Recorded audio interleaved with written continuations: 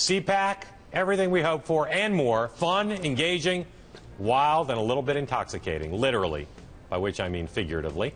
There are going to be more confabs like this coming up, including the Saturday and Iowa Agricultural Summit in Des Moines. But Al, after CPAC, headed into this week, which Republican presidential candidates do you now consider to be part of the top tier?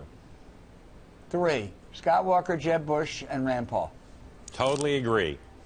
Totally agree. Now, before we move on, because that'd make the segment too short. Should we both re-examine our positions? We agree. I think Bush is in it because of fundraising and other things. Walker's in it because he's a momentum guy and he's the establishment alternative to Bush. And Rand Paul just has a base of support. There's 2 guys coming out of CPAC who I think can fight their way in to that part of the party and that possibility right now. One is Marco Rubio. I think people are looking at him as somebody who's an inspirational guy and a new kind of guy. And the other is Ted Cruz. I think he's going to be a really strong super PAC fundraiser.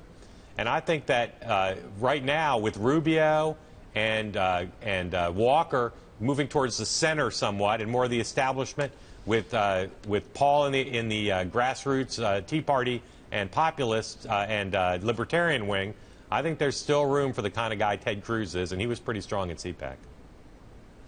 Yeah, I think you're right, Mark. Someone else in the right, whether it's Cruz, whether it's Huckabee, even possibly Ben Carson is going to emerge.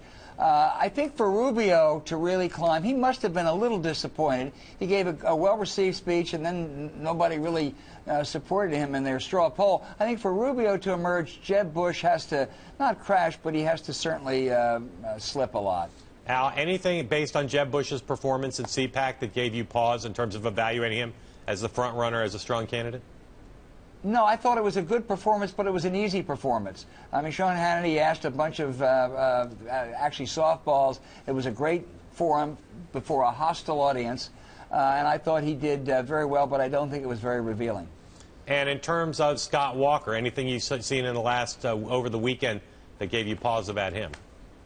Well, he's certainly getting his, he's changing a number of positions, most recently on immigration. He has to for that party. So far, he looks, to those of us in the press, sometimes it looks a little bit clumsy, but it doesn't seem to have affected rank-and-file Republicans, judging by polls and politicians you're talking to. He's had an awfully good month. He's also much more poised under pressure, just like he said he would be, than some people thought, including me.